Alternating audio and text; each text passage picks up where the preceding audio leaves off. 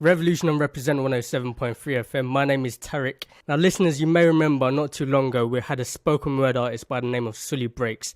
Came down, dropped a live session, and a lot of you were excited about that. I was excited this morning when I opened up a package, had no idea what it was. Opened it up, put it in the player, pressed play, and it totally blew me away. It's his brand new piece from his brand new The Dorm Room EP. I'm going to have to let spoken word do what it does best and let it speak for itself. Brand new Sully Breaks.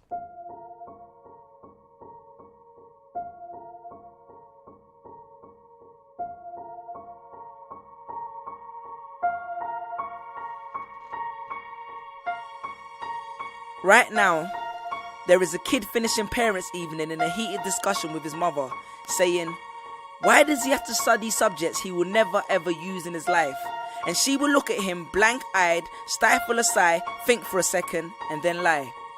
She'll say something along the lines of, you know, to get a good job you need a good degree, and these subjects will help you get a good degree. We never had this opportunity when I was younger. And he will reply, but you were young a long time ago, weren't you, Mum? And she won't respond, although what he implies makes perfect sense, that society's needs would have changed since she was 16. But she will ignore him, grip his hand more sternly, then drag him to the car. But what she doesn't know is that she didn't ignore him just to shut him up. She didn't lie because they were just returning from parents' evening and an argument in the hallway would look bad on her resume. She won't lie because she's just spent the last 1 hour convincing a stern-faced teacher that she will ensure that her child studies more at home. No, she will lie simply because she does not know any better herself. Although her whole adult life she has never used or applied Pythagoras' theorem, pathetic fallacy, and still does not know the value of X, she will rely on society to tell her that her child, who has one of the sharpest minds in the school, is hyperactive, unfocused, easily distracted, and wayward. Students, how many equations, subjects, and dates did you memorize just before an exam never to use again? How many A grades did you get which were never asked for when you applied for a job? How many times have you remembered something 5 minutes just after the teacher said stop writing, only to receive your results 1 month later to realize that you were only 1 mark short of the top grade? Does that mean remembering 5 minutes earlier would have made you more qualified for a particular job? Well, on the application form it would have. We all have different abilities, thought processes, experiences and genes. So why is a class full of individuals tested by the same means?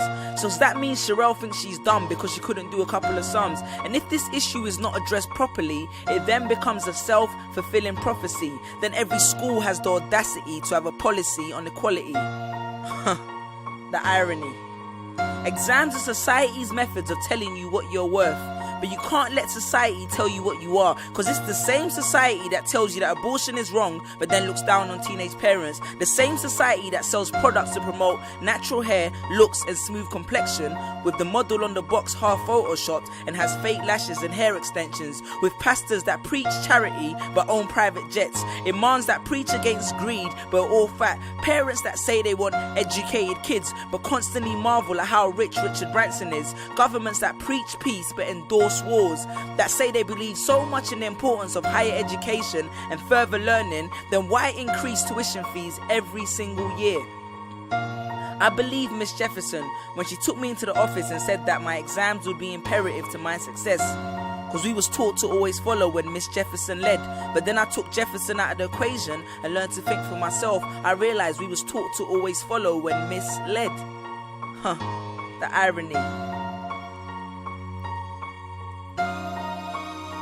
Test us with tests, but the finals are never final, because they never prepare us for the biggest test, which is survival. And what I suggest is fairly outlandish, so I do not expect everyone to understand this, except for the kids who knows what it feels like to be worth no more than that D or that A that you get on results day, and the ones whose best stories were never good enough for the English teacher, because apparently you missed out key literal techniques, did not follow the class plan, and the language was too informal for him to understand. But then he'd reference Hamlet and Macbeth, and you'd fight the urge to express your contempt by partially clenching your fist with only your medius finger left protruding in the middle of your hand, and then asks if he was aware that Shakespeare was known as the innovator of slang, or the kid at the back of the class who thinks, why am I studying something that doesn't fuel my drive? But then when confronted with a maths problem, his eyes come alive. So this one is for my generation, the ones who found what they were looking for on Google, the ones who followed their dreams on Twitter, pictured their future on Instagram, accepted destiny on Facebook. This one's for my failures and my dropouts, for my unemployed graduates, my shop assistants, cleaners and cashiers with bigger dreams, my self-employed entrepreneurs, my world changers and my dream chasers. Because the purpose of why I hate school but love education was not to initiate a worldwide debate, but to let them know that whether 72 or 88, 44 or 68, we will not let exam results decide our fate. Peace. Just these pictures on my phone, sitting all alone, visualizing home. And all my friends were just these pictures on my phone, pictures on my phone.